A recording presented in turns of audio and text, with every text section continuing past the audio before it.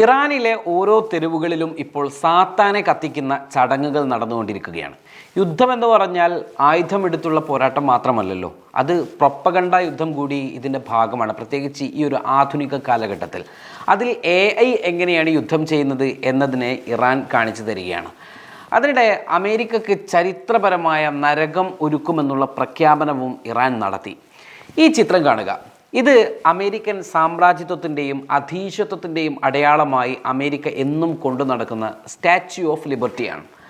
ലോകമെമ്പാടുമുള്ള ജനതയ്ക്ക് സ്വാതന്ത്ര്യത്തിൻ്റെ പ്രതീകമായാണ് അമേരിക്ക ഇതിനെ അവതരിപ്പിച്ചതും വിശേഷിപ്പിക്കുന്നതെങ്കിലും ലോകത്തുള്ളവർക്ക് അമേരിക്ക സ്വാതന്ത്ര്യം വിഭാവനം ചെയ്യാറില്ല എന്നത് മറ്റൊരു യാഥാർത്ഥ്യമാണ്.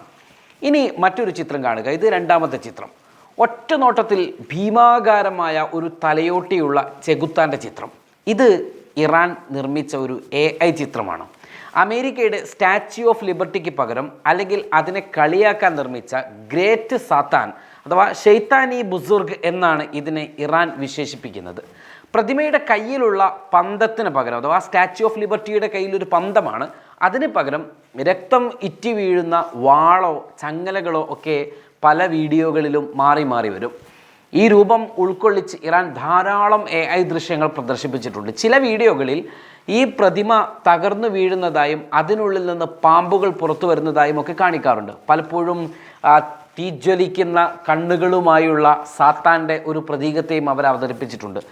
ഈ വീഡിയോ എന്തിനാണ് എന്ന് ചോദിച്ചാൽ ശത്രുവിനെതിരെയുള്ള ജനങ്ങൾക്കിടയിൽ ശത്രുവിനെതിരെയുള്ള വികാരം ഇളക്കി വിടാനും ശത്രുവിനെ ഇകഴ്ത്താനും പ്രകോപിപ്പിക്കുവാനും തങ്ങളുടെ അധീശത്വം ഞങ്ങൾ തകർക്കുമെന്നുള്ള മുന്നറിയിപ്പ് നൽകാനുമൊക്കെയാണ് ഇത്തരം ദൃശ്യങ്ങൾ ഇറാൻ ആവിഷ്കരിക്കുന്നത്. ഇറാൻ്റെ സിനിമകൾ പലപ്പോഴും പോപ്പുലറാണ്. ഇറാനിയൻ സിനിമ എന്ന് പറയുന്നത്, ഇറാൻ്റെ ഡോക്യുമെൻ്ററികൾ പലപ്പോഴും ലോകത്ത് ചർച്ചയായവയാണ്. ഇറാൻ ഇത്തരത്തിലുള്ള മേഖലകളിലൊക്കെ വളരെ വലിയ മികവ് പലപ്പോഴും പ്രകടിപ്പിച്ചതാണ്. അത്തരത്തിൽ ഏറെ മികവാർന്ന തരത്തിൽ ഒരു ദൃശ്യം പുറത്തേക്ക് എത്തുന്ന സമയത്ത് തന്നെ ലോകത്തെ കൊണ്ട് അത് ചർച്ചയാക്കാൻ കഴിയുന്ന തരത്തിലേക്ക് അതിനെ കൊണ്ടുവരാൻ ഇറാന് സാധിക്കുന്നു എന്നതുകൊണ്ട് തന്നെ ഈ AI യുദ്ധത്തിലും ഇറാൻ മേൽക്കൈ നേടിക്കൊണ്ടിരിക്കുന്നു എന്നുള്ളതാണ് പൊതുവെയുള്ള വിലയിരുത്തൽ. യുദ്ധം ആരംഭിക്കുന്നതിന് തൊട്ട് മുൻപ് ആയത്തുള്ള ഖമനേയി ദുർഘടമായ ഒരിടത്തിലൂടെ നടന്നു വന്ന് അദ്ദേഹത്തിൻ്റെ കയ്യിലൊരു വാളുണ്ട്. ആ വാള് സാത്താൻ്റെ സന്തതികളിലൂടെ പ്രതീകാത്മകമായി അദ്ദേഹം ഇങ്ങനെ കൊണ്ടു നടക്കും. ഒടുവിൽ സാത്താൻ്റെ മുന്നിൽ അദ്ദേഹം എത്തുന്നുണ്ട്. സാത്താനെ കാണുമ്പോൾ ഈ ആയത്തുള്ള ഖമേനി വാളുകൊണ്ട് സാത്താനെ തകർക്കുന്ന ഒരു വീഡിയോ ആയിരുന്നു അന്ന് ഉണ്ടായിരുന്നത്. അത് ലോകത്ത് വലിയ ചർച്ചകൾക്ക് തന്നെ വഴിവെച്ചു. കഴിഞ്ഞ ദിവസം വീണ്ടും മറ്റൊരു വീഡിയോ ഇറാൻ അവതരിപ്പിച്ചു. ട്രംപും നെതന്യാഹുവും ഈ സാത്താന് മുമ്പിൽ മുട്ടുകുത്തിയിരിക്കുന്നതും സാത്താൻ ഇരുവർക്കും ലോകത്തെ തകർക്കണമെന്നും ലോക സമാധാനം തകർക്കണമെന്നുമുള്ള നിർദ്ദേശം നൽകിക്കൊണ്ടിരിക്കെ ഇറാൻ്റെ ഒരു മിസൈൽ പാഞ്ഞു വരുന്നു, സാത്താൻ്റെ തലയൊട്ടി പിളർക്കുന്നു, അങ്ങനെ സാത്താൻ തകർന്നു വീഴുന്നു. അതാണ് ഈ ദൃശ്യത്തിലെ ഉള്ളടക്കം. എന്നാൽ ഇപ്പോൾ ഈ സാത്താനെ കത്തിക്കുന്ന രംഗങ്ങൾ ഇറാനിലെ ഓരോ നഗരങ്ങളിലും ഗ്രാമങ്ങളിലും ഇപ്പോൾ പതിവ് കാഴ്ചയാണ്. ആളുകൾ കൂടി നിൽക്കുന്ന കവലകൾ, പ്രത്യേക ചടങ്ങുകൾ. നമ്മളിവിടെ പ്രതീകാത്മകമായി ആളുകളുടെ കോലം, മന്ത്രിമാരുടെയും മറ്റുമൊക്കെ കോലം കത്തിക്കാറുണ്ട്. അതിന് പ്രതീകമായി വലിയൊരു ടേബിൾ, ആ ടേബിളിൻ്റെ മുഖത്ത് സാത്താനെ ഇട്ടിരിക്കും.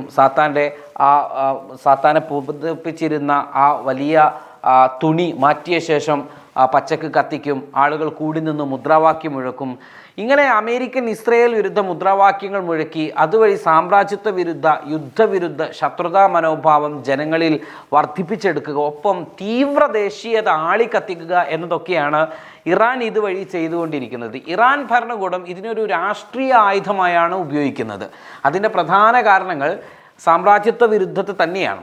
1979 ഇറാൻ വിപ്ലവത്തിന് ശേഷം അമേരിക്കയെ ലോകത്തെ ഏറ്റവും വലിയ തിന്മയായിട്ടാണ് ഇറാൻ വിശേഷിപ്പിക്കുന്നത്. സ്റ്റാച്യു ഓഫ് ലിബർട്ടി അമേരിക്കൻ മൂല്യങ്ങളുടെ അടയാളമായതുകൊണ്ട് അതിനെ തകർക്കുന്നത് അമേരിക്കൻ ആധിപത്യത്തെ തകർക്കുന്നതിന് തുല്യമായിട്ട് ഇറാൻ കണക്കാക്കുകയാണ്. മറ്റൊന്ന് അമേരിക്കയുടെ കാപട്യത്തെ ചൂണ്ടിക്കാണിക്കാനാണ്. അമേരിക്ക ലോകമെമ്പാടും സ്വാതന്ത്ര്യത്തെയും ജനാധിപത്യത്തെയും കുറിച്ച് സംസാരിക്കുമ്പോൾ തന്നെ മറ്റു രാജ്യങ്ങളിൽ യുദ്ധം നടത്തുന്നു എന്നാണ് ഇറാൻ്റെ അവകാശവാദം. ഈ കാപട്യത്തെ കാണിക്കാനാണ് ലിബർട്ടിയുടെ മുഖം മാറ്റി അവിടെ മരണത്തിൻ്റെയോ ചെകുത്താൻ്റെയോ പകയുടെയോ ഒക്കെ രൂപമാക്കി ഇറാൻ അതിനെ മാറ്റി നിർമ്മിക്കുന്നത്. മറ്റൊന്ന് ഭരണകൂടത്തിൻ്റെ ഒരു പ്രൊപ്പഗണ്ടയാണ്. ഇറാനിലെ ജനങ്ങളിൽ അമേരിക്കൻ വിരുദ്ധ വികാരം നിലനിർത്താനും തങ്ങളുടെ സൈനിക കരുത്ത് പ്രദർശിപ്പിക്കാനും ഇത്തരം വീഡിയോകൾ സഹായിക്കുന്നുണ്ട്. അമേരിക്കക്ക് മരണം, മാർക്ക് ബാർ അമേരിക്ക എന്ന അവരുടെ മുദ്രാവാക്യത്തിൻ്റെ ദൃശ്യാവിഷ്കാരം കൂടി ഇത്തരം ദൃശ്യങ്ങളിൽ അവർ ഉൾക്കൊള്ളിക്കാറുണ്ട്. ഇത്തരം പ്രൊപ്പഗണ്ട വീഡിയോകളോട് അമേരിക്കൻ ഭരണകൂടം സാധാരണയായി ഔദ്യോഗികമായൊന്നും പ്രതികരിക്കാറില്ല. എങ്കിലും സൈനിക തലത്തിൽ ഇത്തരം വീഡിയോകൾ ഇറാൻ്റെ സൈക്കോളജിക്കൽ വാർഫെയർ ആയിട്ടാണ് അവർ കണക്ക് കൂട്ടുന്നത്. ട്രംപ് ഭരണകൂടം ഇത്തരം ദൃശ്യങ്ങളെ ഇറാൻ്റെ ഭീകര മുഖമായിട്ട് കൂടിയാണ് ലോകത്തിന് മുൻപിൽ അവതരിപ്പിക്കാറുള്ളത്. അമേരിക്കൻ രഹസ്യാന്വേഷണ ഏജൻസികൾ ഇത്തരം വീഡിയോകളുടെ ഉറവിടങ്ങൾ നിരീക്ഷിക്കാറുണ്ട്. ഇപ്പോൾ നടക്കുന്ന സംഘർഷങ്ങളുടെ പശ്ചാത്തലത്തിൽ ഇറാൻ്റെ റവല്യൂഷണറി ഗാർഡ്സ് കോർപ്പ് അഥവാ IRGC കൂടുതൽ അത്യാധുനികമായ ആനിമേഷൻ വീഡിയോകൾ പുറത്തിറക്കിക്കൊണ്ടേയിരിക്കുന്നുണ്ട് എന്നും അമേരിക്ക വിലയിരുത്തിയിട്ടുണ്ട്. ഇതിൽ പ്രധാനമായും ഇസ്രയേലിൻ്റെ തകർച്ചയും അമേരിക്കൻ കപ്പലുകൾ കടലിൽ മുക്കുന്നതുമൊക്കെ ചിത്രീകരിക്കാറുണ്ട്. പാകിസ്ഥാൻ വഴി നടക്കുന്ന ചർച്ചകൾ പരാജയപ്പെട്ട് കഴിഞ്ഞാൽ തങ്ങൾ എന്തിനും തയ്യാറാണ് എന്ന സന്ദേശം കൂടി ഇറാൻ ഇതിലൂടെ അമേരിക്കക്കും ഇസ്രയേലിനുമൊക്കെ നൽകുന്നുണ്ട്. കേവലം സാത്താൻ്റെ ദൃശ്യങ്ങൾ മാത്രമല്ല, തങ്ങളുടെ ആയുധശേഖരങ്ങളുടെ ദൃശ്യങ്ങളും എന്നും ഇറാൻ ലോകത്തിന് മുൻപിൽ കാണിക്കാറുണ്ട്. മിസൈൽ സിറ്റികളും അണ്ടർഗ്രൗണ്ട് പ്രവർത്തനങ്ങളുമെല്ലാം ഇതിൽ പലപ്പോഴായി നമ്മൾ കണ്ടതാണ്. അടുത്തിടെ ഇറാൻ പുറത്തിറക്കിയ വീഡിയോകളിൽ അവരുടെ ഫത്താഹ് പോലെയുള്ള ഹൈപ്പർസോണിക് മിസൈലുകൾ അമേരിക്കൻ പ്രതിരോധ സംവിധാനങ്ങളെ തകർക്കുന്നതായി കാണാം. ഇതിൽ പലപ്പോഴും പശ്ചാത്തലമായി വരുന്നത് തകരുന്ന സ്റ്റാച്യു ഓഫ് ലിബർട്ടി തന്നെയാണ്. 400 സെക്കൻഡിൽ ഞങ്ങൾ ടെൽ അവീവിൽ എന്നും മറ്റൊരു ദൃശ്യത്തിൽ ടെൽ അവീവിലേക്ക് അയച്ച മിസൈലിൽ എപ്സ്റ്റീൻ ഐലൻഡിലെ കുഞ്ഞുങ്ങളുടെ കരച്ചിലിന് പകരമെന്നുമൊക്കെയുള്ള ഭീഷണി സന്ദേശങ്ങൾ മിസൈലുകൾ എഴുതി അത് വീഡിയോ ആക്കി അവർ ലോകത്തിന് മുൻപിലേക്ക് സമർപ്പിക്കാറുമുണ്ട്. ഇത് ഇസ്രയേലിനും അമേരിക്കക്കും നൽകുന്ന നേരിട്ടുള്ള മുന്നറിയിപ്പാണ്. ഇറാൻ്റെ വാർത്താ ഏജൻസികളായ ഇർന അഥവാ IRNA, പ്രസ് TV തുടങ്ങിയ വഴിയും ടെലഗ്രാം ചാനലുകൾ വഴിയുമൊക്കെയാണ് ഇത്തരം വീഡിയോകൾ ആഗോളതലത്തിലേക്ക് ഇറാൻ എത്തിച്ചുകൊണ്ടിരിക്കുന്നത്. പാശ്ചാത്യ രാജ്യങ്ങളിലെ സമാധാനകാംക്ഷികളെയും അമേരിക്കൻ വിരുദ്ധ ഗ്രൂപ്പുകളെയും സ്വാധീനിക്കാൻ അവർ ഈ ദൃശ്യങ്ങൾ ഉപയോഗിക്കുന്നു എന്നാണ് ഏറ്റവും ശ്രദ്ധേയം. അമേരിക്കയുടെ അപ്രമാദിത്യം അവസാനിച്ചു എന്ന് ലോകത്തെ ബോധ്യപ്പെടുത്തുകയാണ് ഇതിൻ്റെ ലക്ഷ്യം.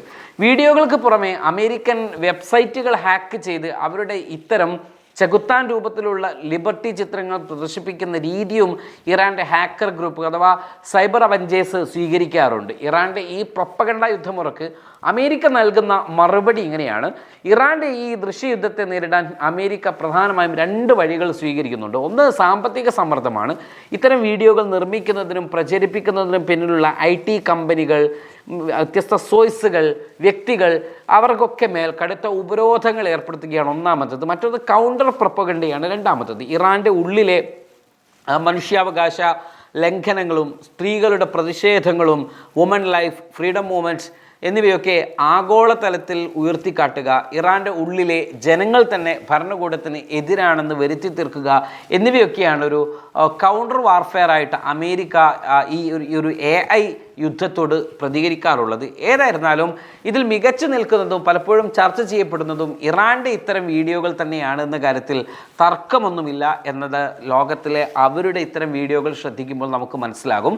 അത് പലപ്പോഴും കഴിഞ്ഞ ദിവസമൊക്കെ പുറത്തിറക്കിയ ഇറാൻ്റെ ഇത്തരം വാർഫെയറുകളൊക്കെ ലോകത്തിൻ്റെ മുൻനിര മാധ്യമങ്ങളെല്ലാം ചർച്ച ചെയ്യുകയും അവയൊക്കെ ഏറ്റെടുക്കുകയും ചെയ്തിട്ടുണ്ട് എന്നതും ഇതിലൂടെ നമുക്ക് വായിക്കാൻ സാധിക്കും.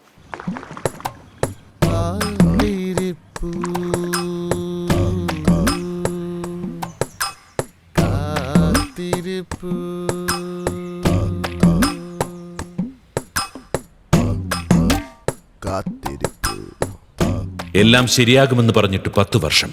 ഇപ്പോഴും കാത്തിരിപ്പ് തന്നെ. ഇനി വേണ്ട കാത്തിരിപ്പ്. കണക്ക് ചോദിക്കാൻ സമയമായി. കേരളം ജയിക്കും, UDF നയിക്കും.